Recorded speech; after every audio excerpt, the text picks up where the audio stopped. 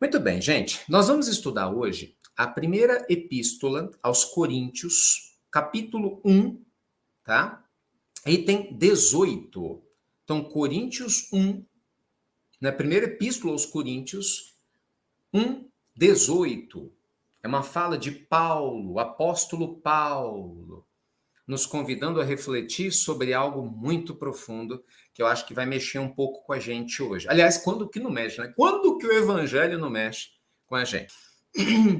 Paulo começa: porque a palavra da cruz é loucura para os que perecem, mas para nós que somos salvos é o poder de Deus.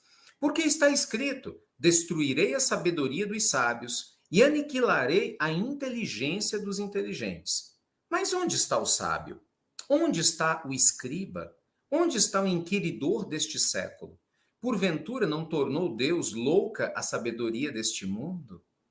Pois visto que na sabedoria de Deus o mundo não conheceu a Deus pela sua sabedoria, aprove a Deus salvar os crentes pela loucura da pregação. Porque os judeus pedem sinal, os gregos buscam sabedoria, mas nós pregamos a Cristo crucificado, que é escândalo para os judeus e loucura para os gregos. Mas para os que são chamados, tanto judeus como gregos, lhe pregamos a Cristo, o poder de Deus e sabedoria de Deus. Profundo, meus amigos! Muito profundo. Muito profundo. Ó, olha só que interessante. O apóstolo Paulo, a gente tem que contextualizar, né? Gente, é uma coisa que eu acho que é sempre importante e é uma coisa que às vezes muitas pessoas, infelizmente, não fazem, tá? Infelizmente não fazem. Que é o quê? Sempre contextualize a Bíblia na época que ela foi escrita. Qualquer livro sagrado precisa ser contextualizado, porque um livro, gente, ele é fruto da sua época, mesmo que seja um livro sagrado. Ele foi escrito num idioma, dentro de características linguísticas da sua época e dentro da realidade da sua época. As pessoas costumam fazer interpretações no século XXI de algo que foi escrito há 2000 anos atrás e quer que ipsis verbis ou ipsis literis tudo se aplique. Não é assim que funciona. Por isso que você tem tanto radical que justifica as loucuras que faz pela Bíblia. E a culpa não é da Bíblia, mas é de quem não consegue interpretar. A gente tem que aprender a tirar o espírito da letra, né? E, infelizmente, muitos de nós não dá conta de fazer isso. E não é só com a Bíblia, não. É com qualquer livro. Vocês veem, eu sempre leio aqui o Dhammapada para vocês e a gente tem que contextualizar. O Dhammapada foi escrito na Índia Antiga, de 2.400 anos atrás. Assim como o Dhammapada, que é mais antigo do que a Bíblia, assim como o I Ching, que é mais antigo do que a Bíblia, assim como o Alcorão, que é mais recente do que a Bíblia, o livro tibetano dos mortos, né, que é bastante antigo também, e várias outras obras sagradas, a gente tem que contextualizar. A gente precisa entender o dinamismo. Quando eu estudo com vocês o Livro dos Espíritos aqui toda segunda-feira, a gente contextualiza, né? Olha, naquela época Kardec perguntou, porque naquela época tinham determinados temas que eram muito em evidência. Agora, é lógico, um livro sagrado, ele sempre, se ele realmente é um livro sagrado, é claro que o principal escopo, o principal foco que está ali, ele vai perdurar. Mas a gente tem que ter o bom senso do estilo e de entender o contexto. Então vamos contextualizar. Paulo estava nas suas viagens. Paulo já tinha passado pelo processo de ver Jesus, tinha passado pelos 3 anos no deserto, tinha passado pela quase expulsão da igreja primitiva de Jerusalém, porque os discípulos não o aceitaram lá, né, por todo o histórico dele com Estevão, principalmente o estímulo à perseguição aos cristãos, e Paulo se colocou num propósito de poder levar, né, a palavra do Cristo, que ele não conheceu em vida, vamos lembrar disso, ele teve o contato com Cristo, os discípulos conviveram com Jesus, Paulo não. Então ele começou essa globalização do cristianismo, levando a palavra para os gentios. Quem que eram os gentios? Os gentios eram aqueles fora de Israel, que até então os judeus só pregavam para judeus. Então a ideia era essa, não, nós somos os escolhidos, nós somos melhores. Até hoje tem essa loucura de um monte de religião. Então só se pregava para judeu. E aí Paulo, como ele era poliglota, né, e ele era grego, ele tinha ascendência grega, então ele vai e ele começa a levar a proposta crítica para vários povos. Mas, com certeza, você vai ver menção de Paulo em inúmeros textos, fazendo referência a gregos e judeus, porque era o grande conflito. O grande polo do conhecimento intelectual à época era exatamente o conhecimento que vinha da Grécia, Lembre-se, naquela época, Sócrates tinha pouco tempo. Platão, Aristóteles, que tinha revolucionado alguns conceitos de ciência, tinha desencarnado há pouco mais ali de 300 anos, que relativamente era um período curto. Então, a doutrina helenística era muito forte. Tanto que Roma, que era um império que coordenava, né, e que comandava todo o processo ali na Palestina, em que Paulo também estava inserido, era fortemente influenciado pela cultura helênica, que era a cultura grega. Tanto é verdade que a gente vê, por exemplo, o estoicismo fortemente representado dentro, né, de algumas estruturas romanas. Eu leio para vocês aqui livros do Epicuro Sêneca.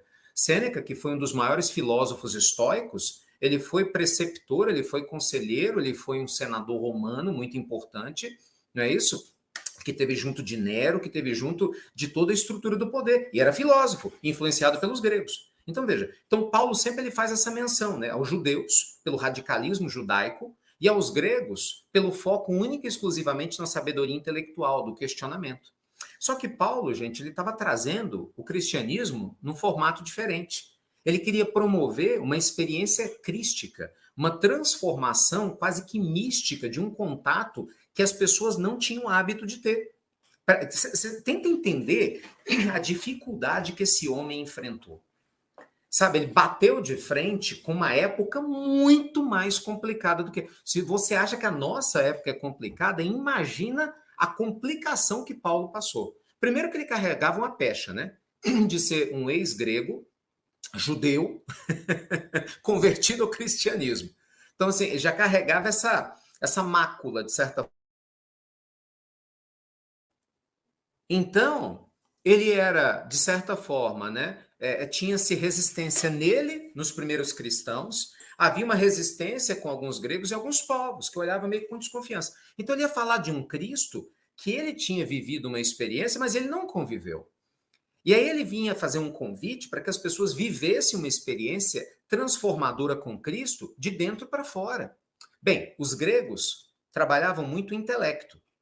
Era um processo de fora para dentro.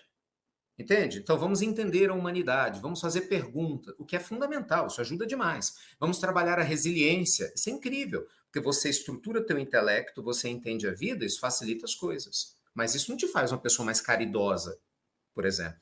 Não necessariamente só em trabalhar o seu intelecto não faz você ser uma pessoa mais generosa, bondosa, entendeu? Em contrapartida, os judeus eram muito afeitos às tradições, eram focados em símbolos, eram focados principalmente em estruturas ideológicas, judaicas, pragmáticas, como são até hoje, porque era a forma que eles encontraram de se sentir conectado com Deus. Né? Tanto que, para quem conhece um pouco da história, sabe da dificuldade que Paulo teve com Tiago, que era um judeu na veia, um dos discípulos de Jesus, por causa da circuncisão. Olha que loucura. Por incrível que pareça, as pessoas acham isso engraçado hoje, mas na época deu um quebra-pau danado. Uma das maiores dificuldades do cristianismo primitivo foi exatamente isso. Porque para Tiago, para que alguém tivesse que ser convertido ao cristianismo, ele tinha que ser circuncidado, igualzinho no judaísmo. Porque eu não sei se vocês sabem, na doutrina judaica, o homem, né, o prepúcio que cobre ali a cabecinha do pênis, ele é cortado na criança. Isso é uma tradição judaica, é quase que um símbolo. Então, quando o homem adulto ele se convertia, ele tinha que passar pela circuncisão. Era um símbolo, um rito de passagem sagrado para os judeus. Aí Paulo fala, mas peraí, na realidade, o rito de passagem para a vida cristã é mudança moral. Imagina para isso entrar na cabeça dos judeus. Difícil demais. Então, a briga dele, veja, Tiago foi discípulo de Jesus, hein? Nós tínhamos Tiago maior, Tiago menor, discípulo de Jesus. Estava ali com Cristo, mas batia de frente com Paulo.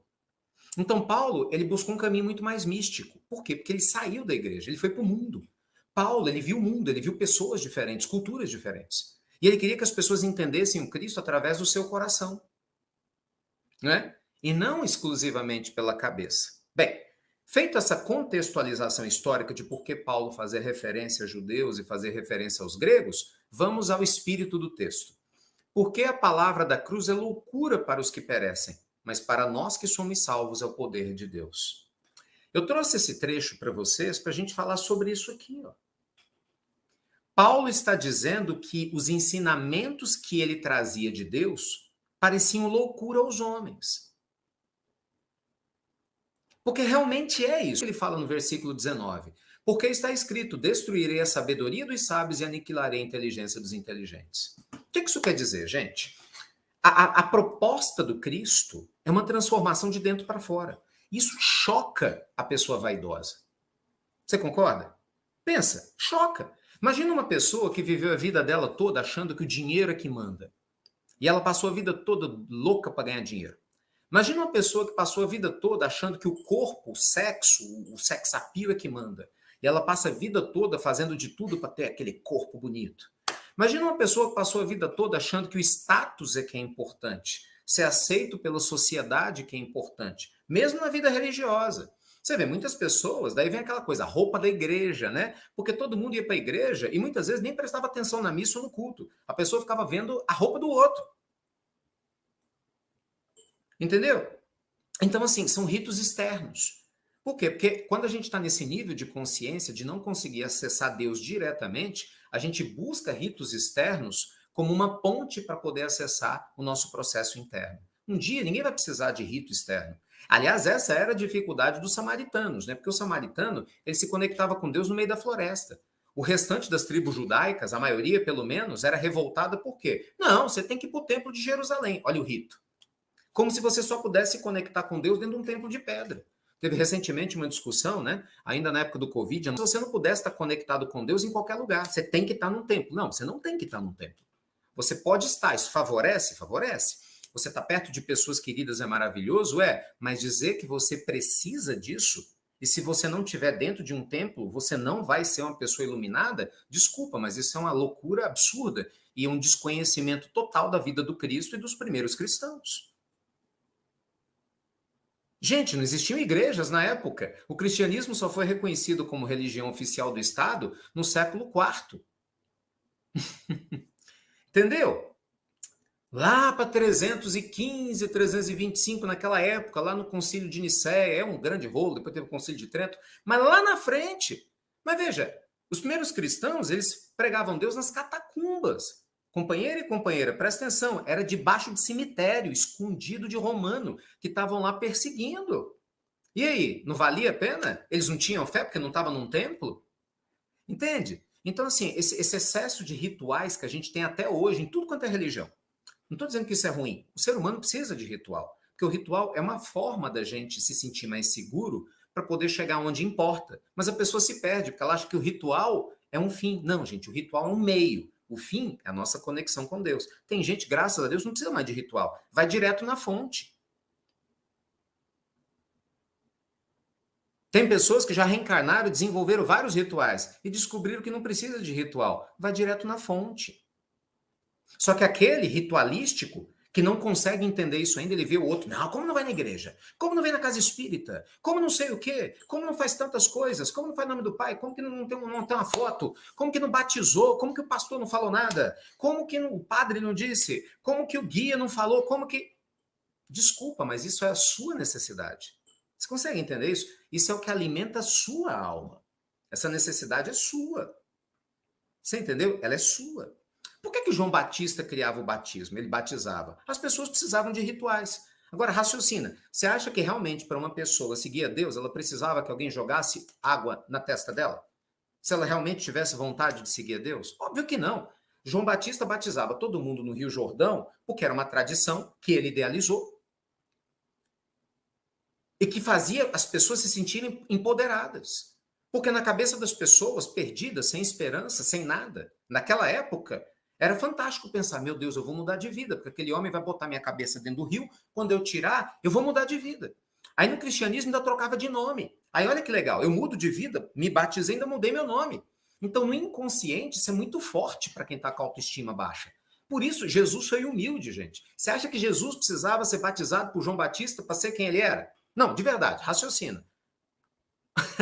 O Cristo cósmico, presta atenção, o demiurgo do planeta Terra, um espírito puro e perfeito.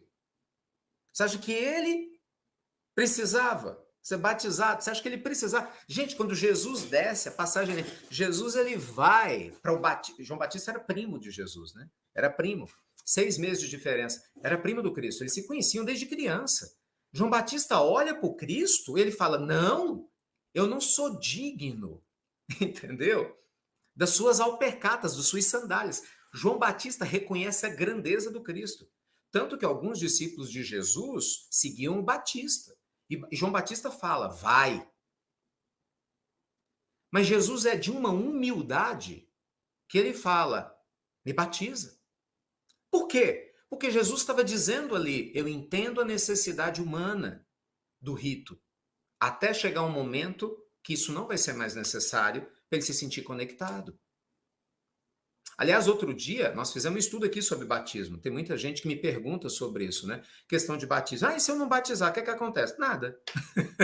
Só se você acreditar que vai acontecer alguma coisa. Né? Lembre-se, você pode ir na prisão, você vai na prisão, tem um monte de gente batizada lá. Várias, garanto a você. Eu já fui em prisões, um monte de gente batizada lá.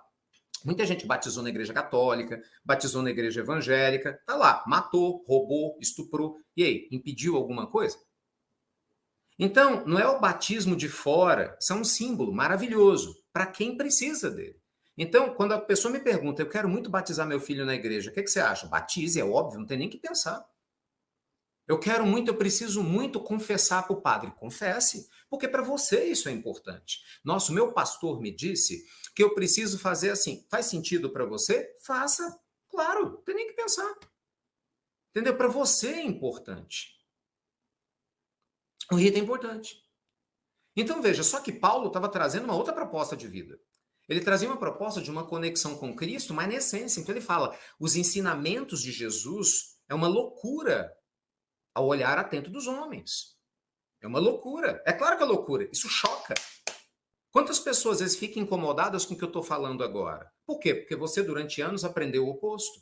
Porque você na igreja, na catequese, na escola, na sua família, todo mundo te falava, se você não seguir o sacramento, você vai para o inferno. Não é assim? Se você não se batizar na igreja, você vai para o inferno. Né? Se você, sei lá, não fizer... Gente, impressionante como o povo gosta do inferno. Você já notaram? Impressionante. Impressionante como as pessoas falam de inferno. Fala de inferno, diabo, demônio, tipo... Você não acha que está na hora de falar mais da luz, não? O povo vive, o inimigo. Eu fico olhando, meu Deus, eu respeito muito, mas eu me dou o direito de ter opiniões também. Meu filho, o inimigo está na tua cabeça quando você está com medo de inimigo, você tem que focar na sua luz. Jesus falava, deixai brilhar a vossa luz. O Cristo nunca focou em combater a escuridão, ele focava em deixar brilhar a luz. Só que a pergunta é, você está pronto para entender isso? Você tem maturidade para compreender isso?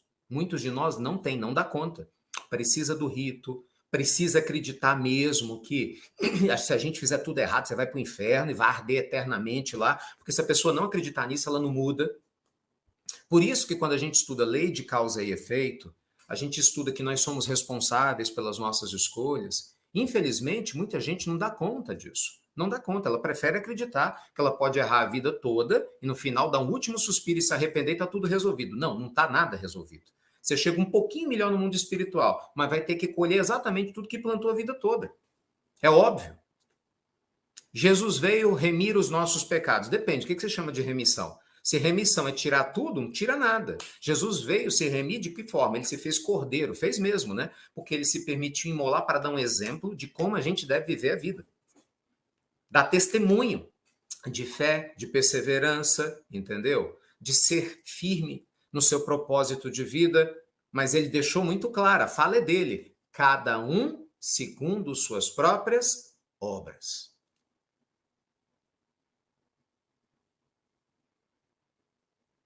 A cada um segundo as suas próprias obras. Então, gente, o que nós aprendemos nessa fala de Paulo é que a loucura, aliás, a sabedoria de Deus é loucura para os homens. Entende? E é mesmo. Você vê, naquela época tinha, até hoje, né? Muita gente se comporta assim, a lei do olho por olho, dente por dente.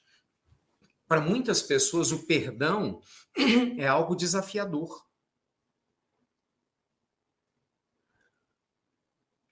Para muita gente é mais fácil guardar o ódio.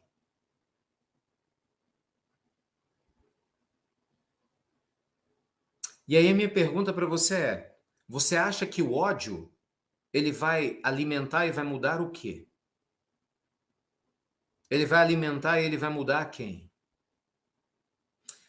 Eu não respondi a vocês ainda, porque eu estava esperando o estudo de hoje para falar desse assunto. Eu vi muita gente me perguntando e fazendo referência ao que eu achava do Putin. Muita gente perguntando do que vai ser dele no mundo espiritual e assim por diante. Eu não tenho dúvida que tem muita gente torcendo para ele ser assassinado, para ele morrer, para que ele sofra e assim por diante. Porque ele, para nós, está sendo a personificação, né, de algo que não deveria acontecer. Mas, primeiramente, a gente tem que entender que fogo não se apaga com fogo. E só Deus é que sabe o que é melhor para cada um de nós. E não nos cabe ficar enviando vibração negativa para quem está fazendo coisa errada. Porque já está lotado de vibração negativa, de ódio, de rancor. Isso não vai ajudar nada. Mas é muito importante você vibrar o amor. Então, ore por aqueles que estão em desequilíbrio. E eu vou lhe ser sincero, eu nas minhas preces tenho pedido a Deus o melhor. Eu não sei qual é o melhor, você sabe? Você tem esse tipo de postura na sua coragem? Eu não sei qual é o melhor. Você sabe qual é o melhor para a humanidade? Você sabe qual é a melhor forma de acabar com a guerra? Eu não sei. Eu sei que quando a gente alcançar o caminho do amor, não vai ter mais guerra. Mas até lá, qual é o melhor? Mas Deus sabe.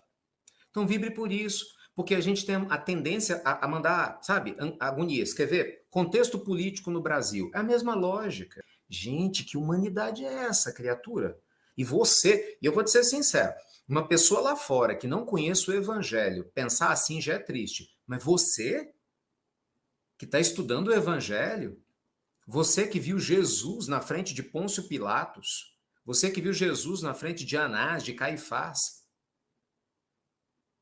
você que viu Jesus estudando o homem e no alto da cruz falar: Senhor, perdoa-os porque não sabem o que fazem. Você que sabe que Jesus chamou Judas que o traiu de amigo. Você desejar um mal daquele que você não gosta? É assim que você acha que vai mudar a humanidade, política, economicamente e guerra? Não, gente, não é não. Por isso que a lógica de Deus é loucura para os homens. Por quê? Na lógica humana nossa, dos ocidentais, morte a todo mundo. Só que na lógica de quem está lá, morte para os ocidentais. Na Inquisição era o oposto. O muçulmano era educado para detestar cristão. Os muçulmanos retomaram Jerusalém e eles eram educados para matar cristão.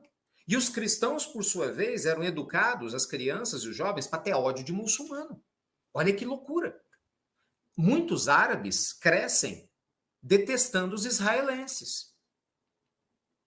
E muitos israelenses crescem aprendendo a detestar os árabes.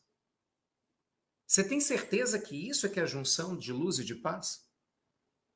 A Índia e o Paquistão são países que não se beijam. Não sei se vocês conhecem a história, mas o Paquistão nasceu da Índia. Né? O Paquistão foi um estado criado, né, com o processo da independência da Índia, no qual Mahatma Gandhi foi o grande artífice, né, desse processo lá junto à Inglaterra. História muito bonita, mas ao mesmo tempo com derramamento de sangue, com muita tristeza. E eles não se bicam até hoje. A região da Caxemira é uma região bombástica, e tanto o Paquistão quanto a Índia tem bomba atômica, e um fez para se defender do outro. E eles não se bicam. Não se bicam. E aí a pergunta é, você acha que cultivar esse tipo de postura de angústia e de ódio por aquele que a gente não gosta, é essa a lógica do Cristo? Não, é a lógica humana. Por isso que Paulo falou, a lógica do Cristo é loucura para a cabeça humana, porque para nossa cabeça a gente quer se vingar, a gente quer o mal para quem faz mal. Pois é, a lógica do Cristo é outra. É trabalhar o perdão, é mandar a luz, sabe? É focar na luz, é confiar na sabedoria do tempo, na sabedoria de Deus. Obviamente, cada um colhe o que planta. Né? Mas eu não sou capaz de te dizer o que, é que cada um vai colher. Eu só tenho certeza de uma coisa: quem semeia vento colhe tempestade. Seja quem for, eu, você, um presidente, um candidato, sua avó, seu avô, seu sobrinho, seu vizinho, seja quem for. Mas aquele que semeia amor, colhe amor. Então, esse é um ponto. Então, nos cabe vibrar no amor, entendeu? Nos cabe vibrar na luz e não alimentar nosso coração de ódio, de rancor. Por mais revoltante que muitas vezes pareçam situações que a gente vê. Olha que interessante. Lembram-se do Mestre Tai? Que eu sempre falo dele, leio livros para vocês dele aqui, que diz, Mestre Thich Nhat Hanh, monge vietnamita?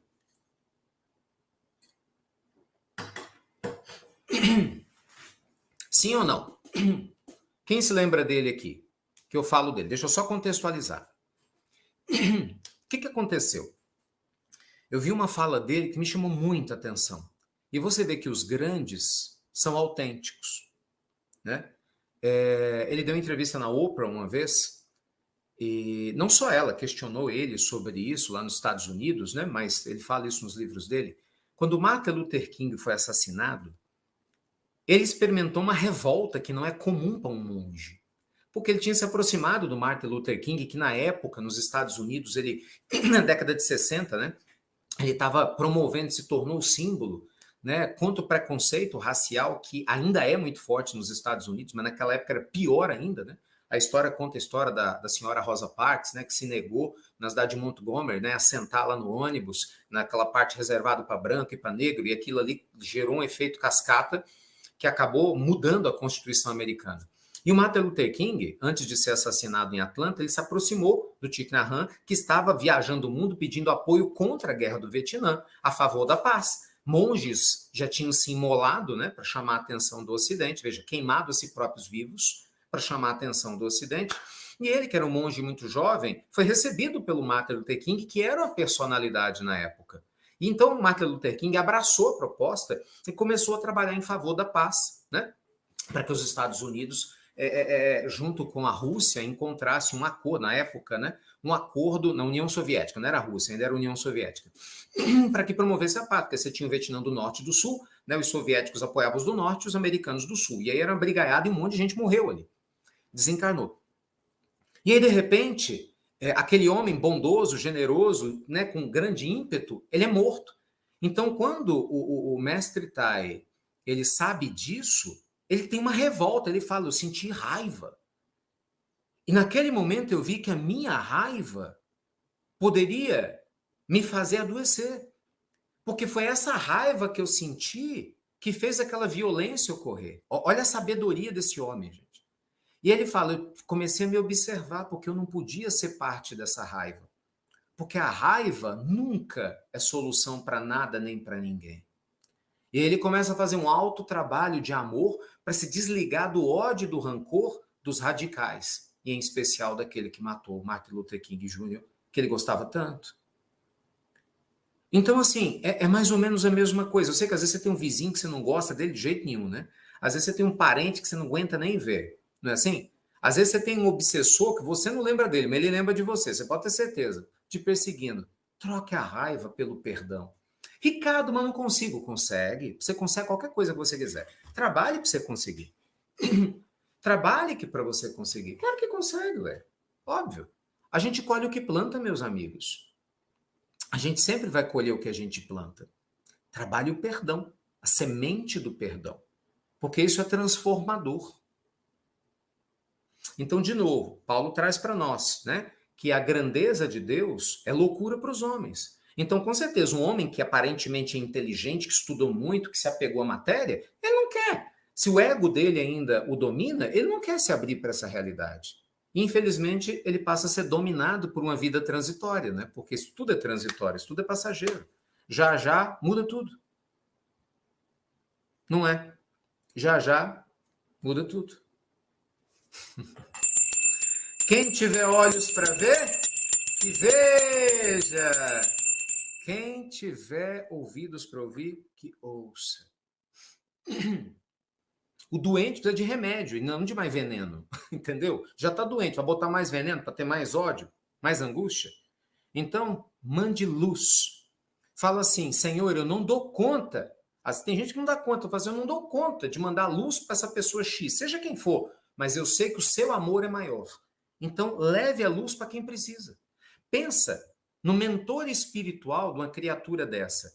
Porque não só ele, mas um monte de ditadores e pessoas ao redor da Terra, todos eles, gente, têm mãe, tiveram pai, sabe? E todos eles têm amigos espirituais. Os amigos espirituais sempre são evoluídos. Porque para ser um mentor espiritual evoluído, imagina a tristeza e a angústia de um mentor espiritual, de um ser humano, muitas vezes, que promove guerras, angústias, matanças, assassinatos, que engana, que rouba. porque não quer ouvir. Então, peça a Deus pelo mentor espiritual. É uma dica que eu estou lhe dando. Às vezes você não consegue rezar pela pessoa, porque você está com muita raiva dela, peça a Deus pelo anjo da guarda dela. Para que esse anjo da guarda não desista. Para que ele tenha paciência, entendeu? É sério isso. Peça a Deus. Porque isso é muito importante. A gente não pode desistir de quem não desiste de nós. Porque alguém precisa acreditar em nós quando a gente não acredita mais.